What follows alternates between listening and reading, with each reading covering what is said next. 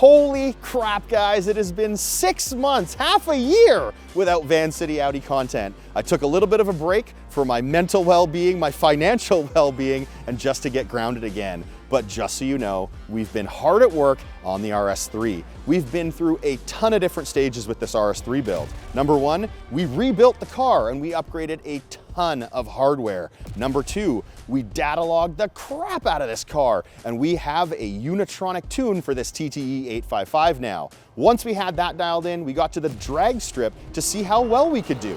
When we were at the drag strip, we might have gone a little too fast and we had to make another unexpected hardware change. Past that, we brought it to the dyno here at Racing Grid to find out exactly how much horsepower and torque this thing makes running Unitronic software on a TTE 855 hybrid turbo. But what we're gonna do in this video is we're gonna show you guys exactly what we did to upgrade this vehicle, and past that, we're gonna show you guys the engine break-in and what we experienced here on the dyno. Then in the upcoming videos, I will wrap up the entire journey on how we got to here and now. Let's get into it.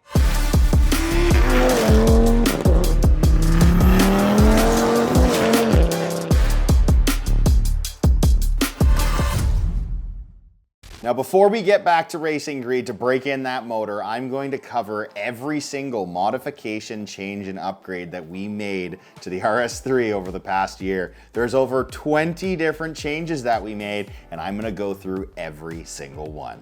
Starting at the very beginning, we needed to repair some sleeves in my block. What ended up happening is we damaged cylinder 1 and cylinder 5 when the motor let go 11 months ago, and we sent it to none other than Iroz Motorsport to be fixed. First things first, and that was to have my damaged cylinder 1 sleeve repaired by Iroz Motorsport. I shipped my motor straight to Las Vegas for them to repair for me. Once they looked into each of the individual sleeves themselves, they determined that what ended up happening was not only cylinder 1 was damaged, cylinder 5 suffered some damage as well. They let me know what they found and suggested while they had my block in their possession, they should repair both of the sleeves. And I was thrilled that they actually did their due diligence rather than just repairing cylinder 1 and shipping it back to me. The process of machining the block uses some very big machinery, and Iroz was kind enough to send me some of the footage while it was getting done. Once the block had been decked, they re-sleeved cylinder 1 and 5 and also did a little something special for me. They laser cut the Vancity Audi logo into the block itself. It looks absolutely incredible and was such an amazing gift for them to do something so special for me. I am extremely grateful to Iroz Motorsport for the speed in which they had my block returned to me, as well as for the logo they added to it. Now, the second upgrade was pertaining to my bottom end. Now, the bottom end build that I had the first time around was done completely at Iroz Motorsport, and because we didn't see any reason to change what was going on in the bottom end, I went with virtually the exact same setup. Integrated Engineering hardware works extremely well, so we went back to them for the upgrades. We went with Mahle pistons, Mahle rod bearings, and IE rods. For the upgraded engine internals, we stuck with what worked so well for us over the past few years, and that was Integrated Engineering Tuscan rods paired with Mahle pistons and rod bearings. We've used Integrated Engineering hardware on not only my B8 S4, but also my B9 S4, and all the parts work tremendously well, turning both of those cars into 10-second monsters in the quarter mile. Seeing how well the IE rods managed to hold up throughout my previous engine failure reminded me of how well they are built, and I have all the faith in the world in them handling all the torque we'll be throwing at them again. I paired the IE rods with Mahle pistons and rod bearings, which have been industry favorites for years among many high-powered performance builds. We knew they took a serious beating in my original built motor with all of the drag racing and dyno testing that I did, so I went with the same parts as the ones that were in my original build. When we lost the motor on the dyno last year, we also managed to blow out the front main seal, so we decided it was time to upgrade that as well. This will provide us a better seal than the OEM part would have. We went with the anodized front main seal from Iroz Motorsport, and it looks badass. Once we were done with the bottom end, we decided to build the head this time too, an upgraded valve train. We went to integrated engineering for these upgrades. We went with the integrated engineering valve springs and retainer kit, as well as the SuperTech performance valves and the SuperTech valve single groove keepers. The other thing that we needed were upgraded head studs. We picked up ARP 625 head studs from Iroz Motorsport. For the first time ever, we also upgraded our head as well. As amazing as the OEM Daza head flows, it was time to take this engine build to the next level. We upgraded the valves, the valve springs, the valve keepers, and the retainers. The valves and keepers are SuperTech, and we picked them up from integrated engineering, whereas the valve springs and titanium retainers are designed and made by integrated engineering themselves. i.e. springs have been meticulously designed for precise valve control by engineers who understand the unique valve train in the Daza engine.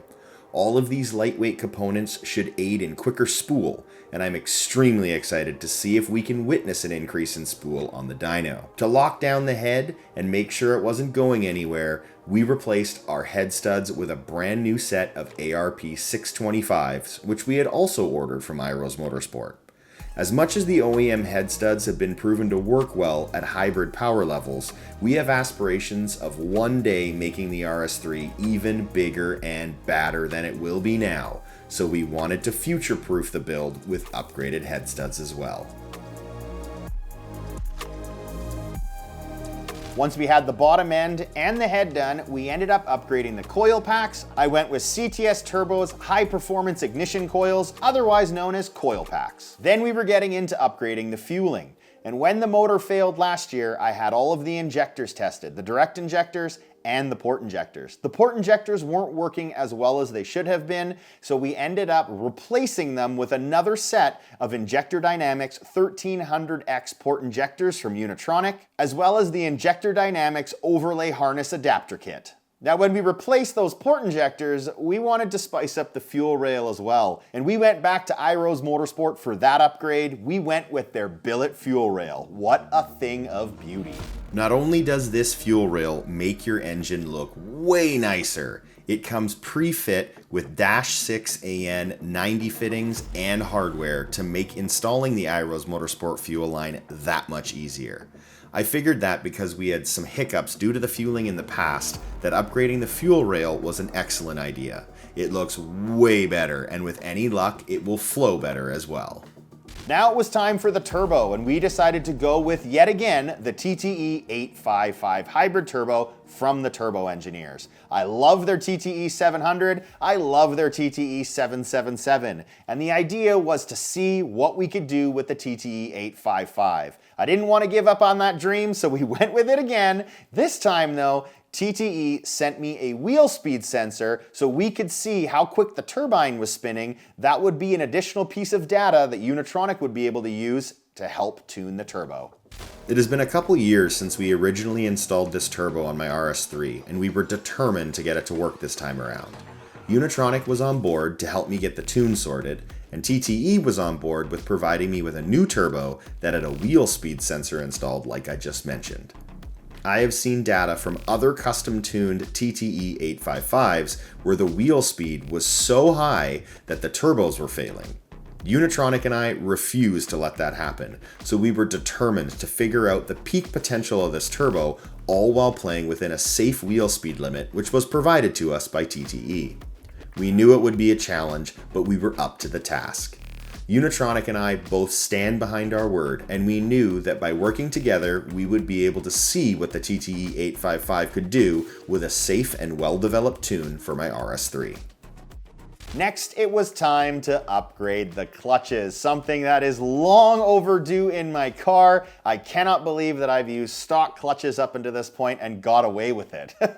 For the clutch upgrade, I went with none other than Deka Clutch Technologies, otherwise known as DCT. I went with their Race HD 1300 set, proven time and time again to be an amazing clutch pack. Not only that, I went with DCT's Flywheel center upgrade. This modification has been long overdue, and I was pumped to see how the car would drive and how quickly and crisply it would shift with this upgrade. There was a bit of a process installing the flywheel, which REITER Performance took care of for me. It was a multi-step process because it involved drilling out the old flywheel before we could install the new flywheel with the upgraded hardware. This was a bit time consuming, seeing as this was the first DQ500 transmission Kyle had performed this upgrade to.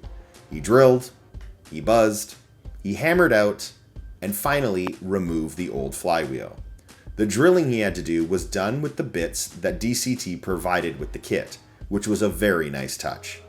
Once removed, he also had to make further modifications using one of the other drill bits that was provided by DCT to properly secure and lock that upgraded flywheel into place. The HD 1300 clutch pack itself dropped into place nicely and was very plug and play, as one would expect from one of the best aftermarket dual clutch companies out there.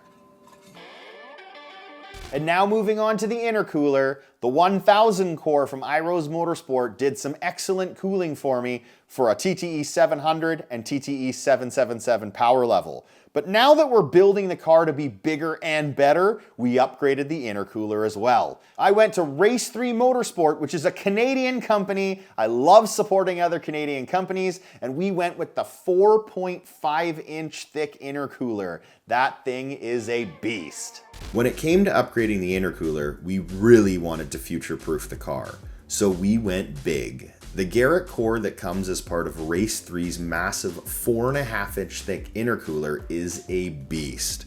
Combining that with the custom-built sheet metal end tanks makes for one impressive-looking intercooler, and I'm confident it'll provide more than enough cooling for my current power level, as well as the cooling we'll need when we finally upgrade the turbo again.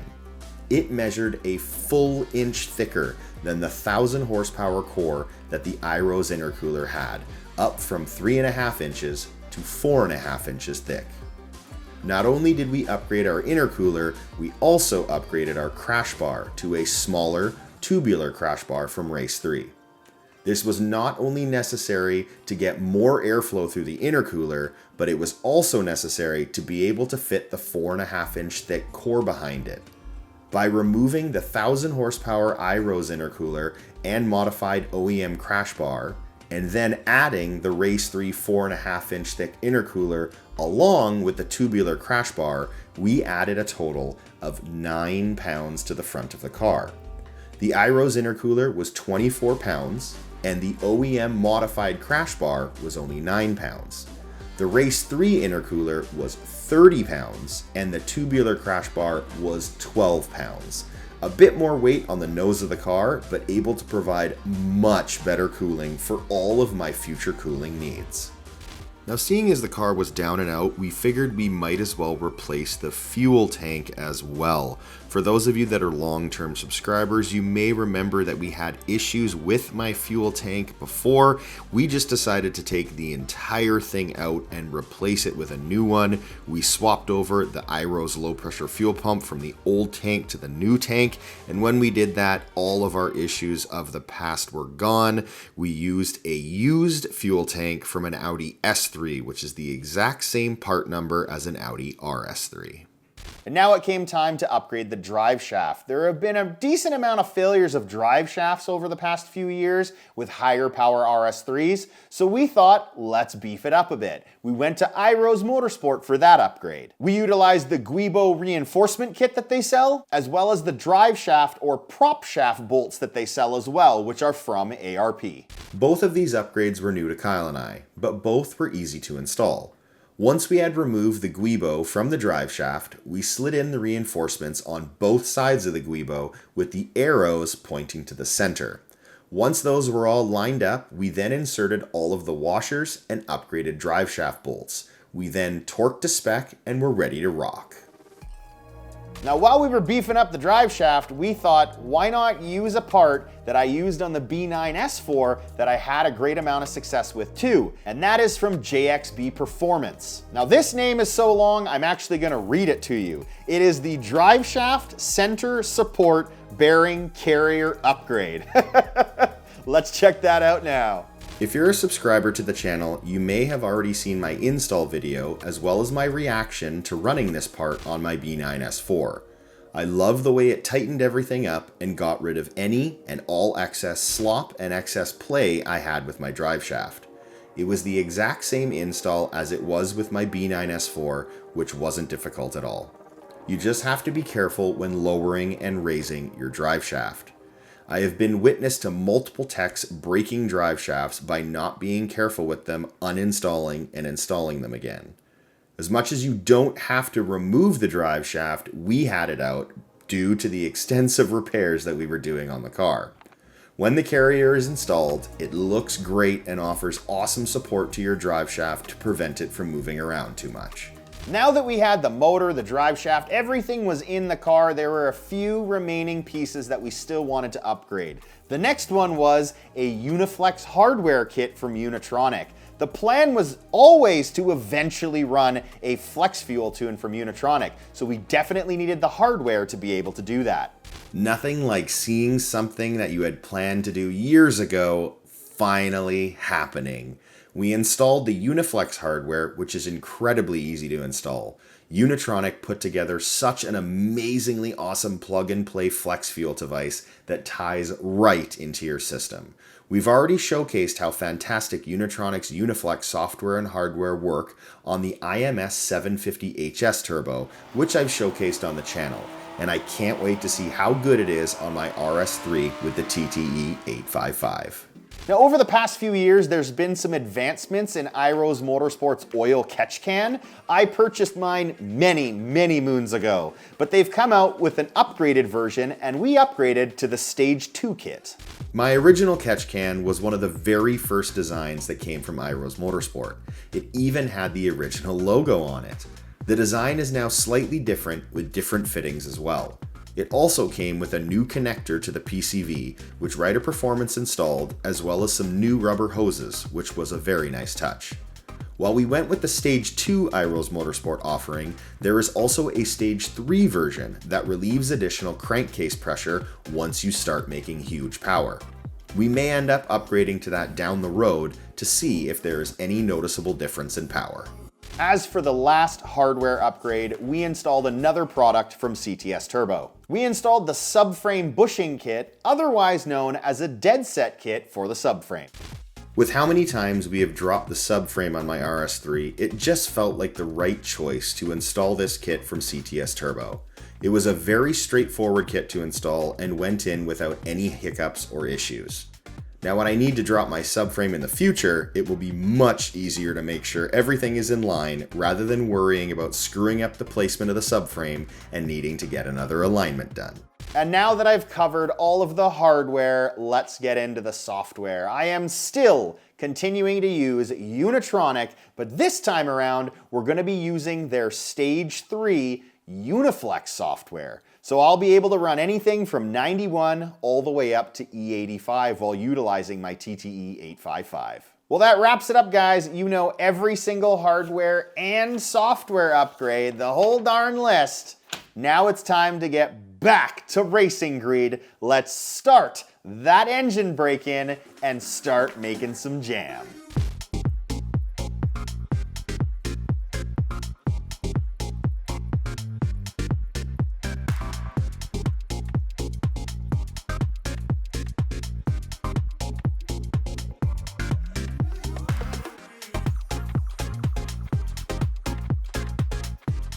You guys are now aware of every single change, modification, and upgrade that we did to this RS3. It's time to break in that motor, put some kilometers or miles on it, break it in thoroughly, and make sure it's ready for the upcoming season. Let's get to the break-in.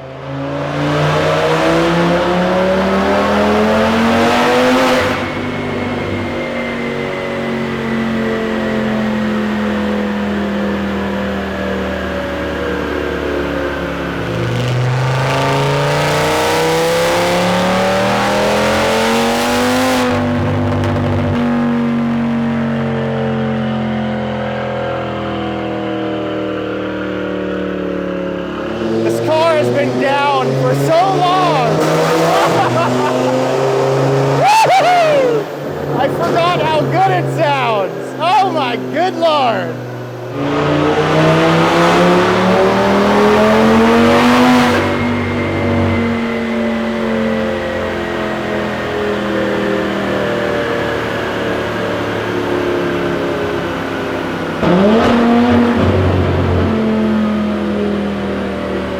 So what we've noticed is it's making a lot more boost than we want it to. We've done about 3 or 4 runs so far, and it is still too boosty for our liking. So we've asked Unitronic to dial it down just a little bit so we can get through this tuning process. The other thing we're gonna do is we're not gonna do full wide open throttle pulls all the way to red line or 7,000 RPM or 7,500 RPM. Everybody has a different method, we know this, of breaking in motors. We're only gonna push it to about 6,000 RPM, make sure we're seeing the boost that we want, back and forth, back and forth, back and forth, until this motor is nice and worn in and ready to rock and roll. Let's get back to it.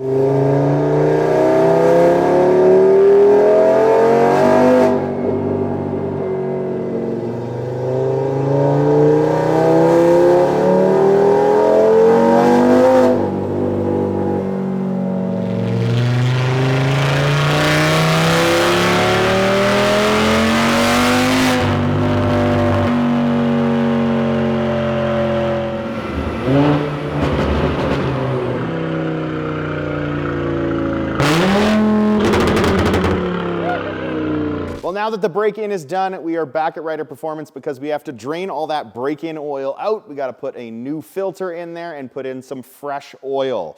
I just wanted to break down some things that happened while we were at the dyno so you guys are more in the know. It did not go exactly according to plan. It isn't running as well as we hoped it would with the setup that we've chosen. Now, with that said, I will break that down further in the videos to come, but I just wanted you guys to know that it sounded absolutely amazing. We were thrilled with the build and the way it actually performed because Kyle and I built this car together, and the majority of hardware that we chose to use is working well. It sounds so good. Hearing that custom titanium exhaust that Kyle made for me a few years ago, damn, it just sounds so good at wide open throttle. Extremely loud, but it sounds really, really good. So there's gonna be some changes made. There's gonna be a lot of drag racing happening hopefully this season. 2024 is the year to change, to get back on track and go quicker and faster than we ever have before. A massive thank you to Kyle for all of his amazing work over the past year here at REITER Performance on my RS3. I couldn't have done it without him. I also wanna thank all the viewers for so patiently waiting for more content to come with the RS3. Well, I got my shit together over the past couple of years. We're back, we're gonna be drag racing, and I'm super pumped to get back out there on the track and see what I can do. Thank you all so much for watching, and until next time, take care.